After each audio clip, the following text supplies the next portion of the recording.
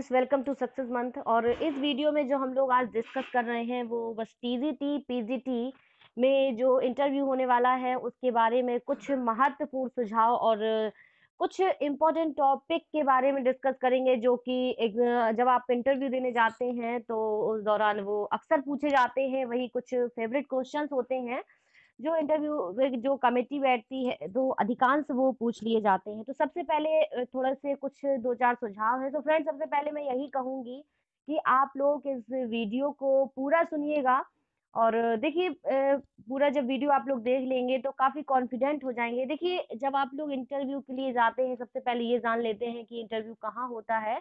तो ये इंटरव्यू इलाहाबाद में होता है। इसके साथ ही जो आप जब इंटरव्यू देने के लिए रूम में एंट्री करते हैं तो बहुत ही रिलैक्स पोजीशन में जाना होता है। ये भी नहीं है कि बहुत आपके अंदर हेजिटेशन हो, डर हो। इनफैक्ट इंटरव्यू का मतलब ये होता है कि आप कितने अच्छे से खुद को परफॉर्म कर पा रहे हैं, कितने कॉन्फिडेंट हो पा रहे हैं।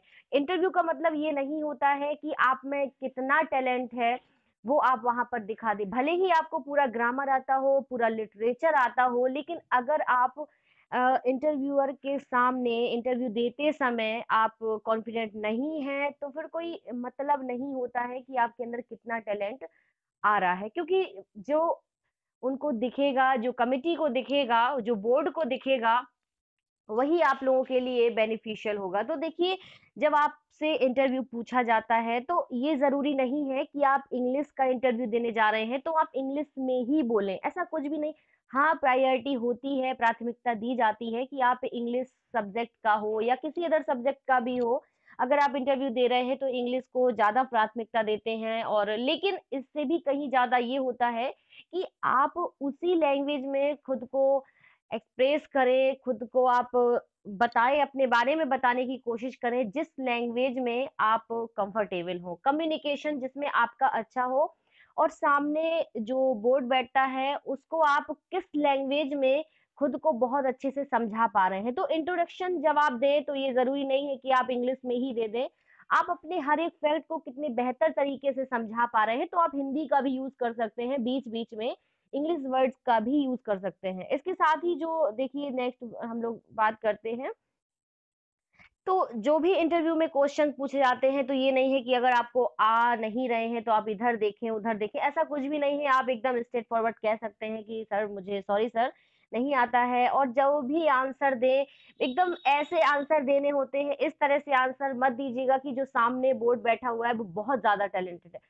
बहुत वो तो होते ही हैं इंटरव्यू लेने के लिए, लेकिन जब आप ये सोचेंगे कि सामने वाले के सामने जो हम बोलने जा रहे हैं, तो कहीं ऐसा ना हो कि ये गलत हो, तो वहाँ कहीं न कहीं कॉन्फिडेंस जो होता है वो लो हो जाता है। तो आप एकदम ये सोचें कि आप जो इंटरव्यू देने जा रहे हैं, तो आप जैसे बच्चों को ही पढ़ा रहे हो, कितने बेहतर तरीके से आप बच्चों को पढ़ा रहे हैं, क्लास ले रहे हैं, उस तरीके से आप अपने आप को एक्सप्रेस करें। दूसरी चीज़ ये बात करते हैं कि जैसे प्रीपोज़िशंस वगैरह है, एडवर्ब, एडजेक्टिव, वर्ब्स वगैरह है, ये सारी चीज़ें तो आप लोग याद कर लेते हैं। लेकिन मोस्टली ये हो जाता है, कभी-कभी ये पूछा जाता है कि जो बोर्ड होता है, आपको कन्फ्यूज़ करने के लिए कभी-कभी प्रीपोज़िशन की बोलेंगे कि आप इसका डेफ़िनेशन बताइए, डेफ़िनेशंस बताइए। आप प्रीपोज़िशंस की डेफ़िनेशन क्या होती है, वर्ब्स की डेफ़िनेशन क्या होती है, एडवर्ब्स की डेफिनेशन क्या होती है।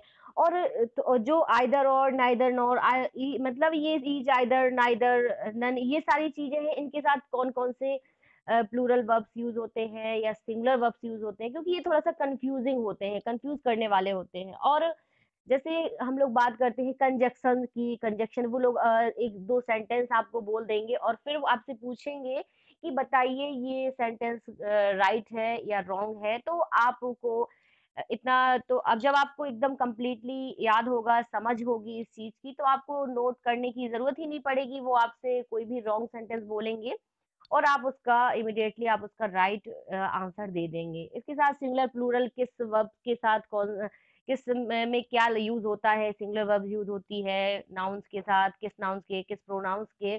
तो और इसके साथ ही जो स्पेलिंग, हम लोग बात कर रहे हैं स्पेलिंग की, तो आपने देखा होगा कि बहुत से अभी टीजीटी एग्जाम्स में भी आए हुए थे। कुछ ऐसे स्पेलिंग्स होते हैं जो बहुत इजी होते हैं बट डिफिकल्ट होते हैं, कंफ्यूजिंग होते हैं। तो जो स्पेलिंग एरर है, वो भी आप लोगों को थोड़ा-सा ध्यान देना है कि किस स्पेलिंग का मीन्स क्या होता है और उसके यूजेस कहाँ-कहाँ होते हैं। तो इसमें कुछ 2, 4, 10 स्पेलिंग्स ही हैं जो अधिकांशतः पूछे जाते हैं। और इस वीडियो के बाद जो इंटरव्यू के लिए जो भी है आपकी जिस टॉपिक पे आज हम लोग डिस्कस कर रहे हैं, उसका डिटेल भी हम लोग लेकर के आएँगे और अगर आप लोगों का डिमांड होगी तो फिर हो सकेगा तो लाइव सेशन भी चला देंगे इसके लिए, तो और भी बेहतर प्रिपरेशन आप लोगों की हो जाएगी। और सेंटेंस जो मोस्टली पूछे जाते हैं, तो एक तो कंडीशनल सेंटेंस पूछा जाता है, दूसरा जो पास्ट टेंस होता है, ये ज़्यादा पूछे जाते हैं।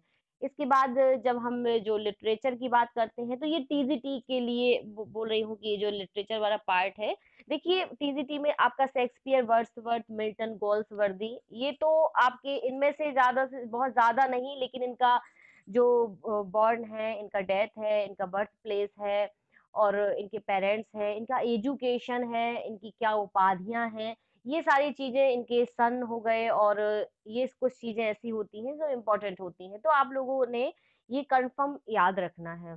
इसके साथ ही मैं बता दूँ आप लोगों को कि एक और टॉपिक है, जैसे एबीसीडी होता है तो आप सभी को पता है 4 प्रकार की होती है।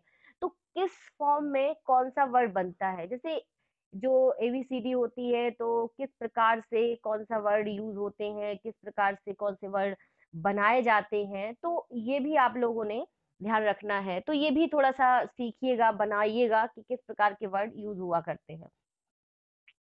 इसके बाद लिटरेरी मूवमेंट की जो बात करते हैं, तो इसके वीडियो मैंने डाले हुए हैं, तो आप प्लेलिस्ट में चाहें तो जाकर के देख सकते हैं, बहुत अच्छे तरीके से समझाया हुआ है। लाइव सेशन में भी मैंने कंटिन्यू किया हुआ था, लिटरेरी फॉर्म्स भी आप लोग अपना थोड़ा-थोड़ा रेडी कर लीजिएगा।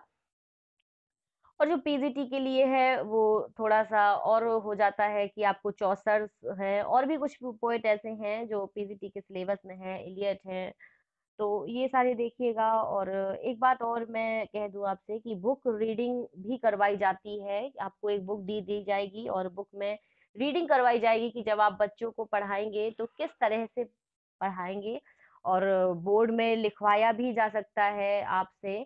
तो ये कुछ चीज़ें हैं जो आपको बहुत ये ध्यान में रखना है। इसके साथ ही हम लोग क्लास भी चलाएँगे जिसमें कुछ एक-एक टॉपिक कंफर्म करते जाएँगे, सो और भी आप लोगों की बेहतर तरीके से प्रिपरेशन हो जाएगी और तो फ्रेंड्स ये हम लोगों ने एक छोटा-सा प्रयास किया था क्योंकि ये इंटरव्यू में अधिकांश इस टॉपिक पे बात की गई है, सो मैंने इसको बताने की कोशिश की थी।